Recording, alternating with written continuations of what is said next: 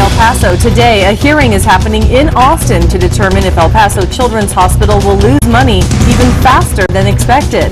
And a local mural gets the spotlight because it shows the Confederate flag. After the tragic shooting at a church in South Carolina, are El Paso residents bothered? We'll hear the opinions straight from Floren. And weeks after bootleg movie sellers were busted, ABC 7 takes a look at whether the arrests have stopped others from selling their pirated goods. Live, where news comes first. From the Mosque Valley and Las Cruces to El Paso and the borderland. This is ABC 7's Good Morning El Paso. A very good Monday morning to you, El Paso, Las Cruces, and Juarez. I'm Stephanie Valle. And I'm Hillary Floren. Good morning, everyone. Right now it is 6:01 on your Monday morning, in case you weren't feeling that Monday yet. Yeah, gotta talk about the Monday. It's here. We just gotta embrace it. All right, well, we have a good-looking forecast. That's a good thing. We do. It's a great way to start off the work week, Crystal. Absolutely. Nice start to our morning. It's going to be a good afternoon as well. Let's begin with those morning conditions, though. You're getting ready for work. You're getting ready for school. Here's what to expect. Clouds and radar map. You're going to expect a nice clear one out there. No rain. Really no clouds to track quite yet. Later today, some scattered clouds and spotty chances of rain over the higher elevations are possible, but that's later on today. This morning, you're fine to head out the door. In El Paso, right now, we're at 72 degrees. Very pleasant conditions out there. It feels really nice if you step out the door. And your winds are calm currently. In Las Cruces, winds are at just 3 miles per hour. And our temperature does sit at 63 degrees, so almost 10 degrees cooler in Las Cruces than in El Paso. These temperatures, though, will all be moving back into the 90s later today. How high into the 90s? Well, we're looking at another warm one. We're going to talk temperatures and a cool down in the days to come in a few minutes. Cool down sounds good. Thanks, Crystal. We'll check in with you. In the meantime, the University Medical Center and El Paso Children's Hospital dispute over bankruptcy continues to drag on this morning. But a decision today could affect how much money Children's has left. ABC 7's Andrew J. Polk is live with the details. Andrew. Good morning, Hillary and Stephanie. County commissioners have said that El Paso Children's Hospital here behind me could run out of cash on hand by Thanksgiving, but a hearing today in a courtroom in Austin could seriously change those calculations. Now, federal bankruptcy judge Christopher Mott will be making a decision after hearing today's hearing on if Children's has to start paying rent to University Medical Center. UMC has said that's going to be about $860,000 a month, which would go on top of the $1 million in services and fees Children's has already been ordered to pay monthly. And that could drain the remaining money Children's has that much faster, possibly leaving them without operating funds in just a couple of months. You need to face reality. You're going to shut your doors because you're going to run out of money. The judge was very clear at the August 11th hearing and said you would have to hit home runs on all of your lawsuits to even have a shadow of a chance, and that's not going to happen. Again, the decisions will be made after hearing arguments from both sides in a courtroom in Austin today. We'll have the latest on air and online at KVIA.com as we learn more. So for now, reporting live at University Medical Center, Andrew J. Polk, ABC 7. All right, Andrew, thank you for that update. Police still don't know who they found dead in a canal in central El Paso. Border Patrol agents found a man's body in a canal at the intersection of Delta Drive and Cypress Street just after midnight on Sunday. The El Paso Fire Department and water rescue team were called to the scene, but the man had already died in the water.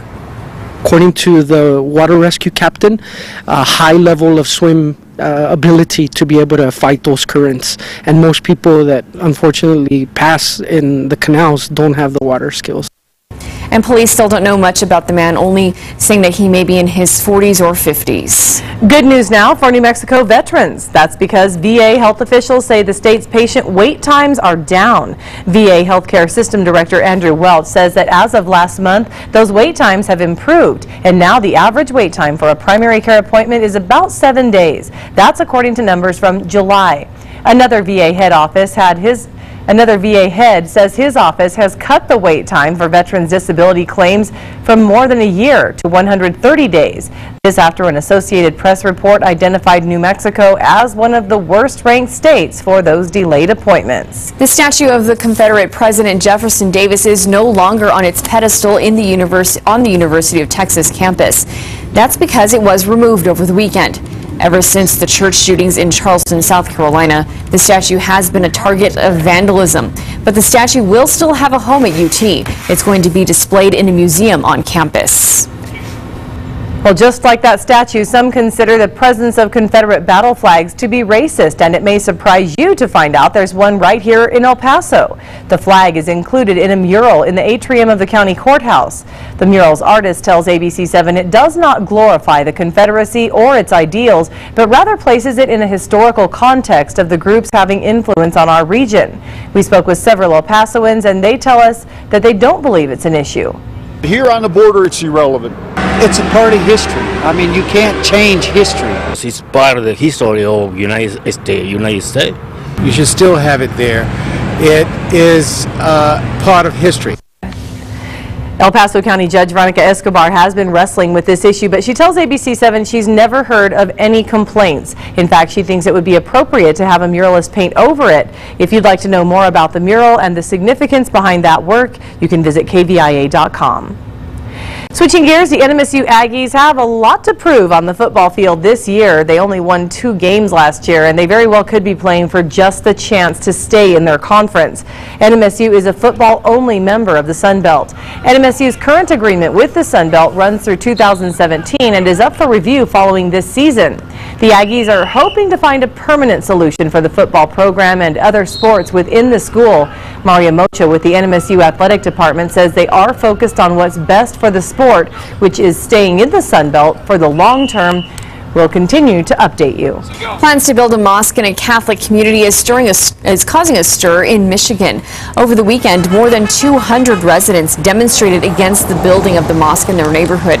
But they weren't the only ones to demonstrate. A handful of Muslims came out to counter-protest. So will the mosque be built? Construction won't start until crews get a special land use agreement granted by the Planning Commission. The next meeting is in September. To some people, presidential candidate Donald Trump is full of hot air, especially when it comes to the issue of immigration. Trump was recently cited calling for the mass deportation of millions of immigrants. But as it turns out, this threat isn't really empty, historically speaking. That's because back in the 1930s, an estimated 500,000 to 1 million Mexican immigrants and Mexican Americans were pushed out of the country. Scholars say about 60% of those who left were actually American citizens. An Albuquerque artist's work was chosen for the New Mexico Lottery scratch cards. This is Shawn Wells. Her Day of the Dead paintings are in her hand there. And Wells is the first local artist to be featured on the state's scratch cards, according to the Albuquerque Journal. Wells created 6 different paintings for the Dia de los Muertos themed scratchers. Each skeleton is shown doing typical New Mexican things like riding in a hot air balloon. And let's take a live look at traffic right now. It's 6:08. This is US 54 in Van Buren you're looking at. Traffic moving fine, and I-10 also looking good out there. And a baby in Arizona is safe after being left out in the sun. Where was his mom, and is the baby okay? We have those details coming up after the break. And soon churchgoers in Santa Teresa will no longer have to attend Mass in a gymnasium because they have a generous donation helping the church grow. And we'll check in with Crystal. She has a look at our forecast coming up. Good morning. Good morning. We are almost wrapping up our month of August. We're going to talk about some rain statistics for the month coming up after your break. Thanks, Crystal. This is ABC7, where news comes first.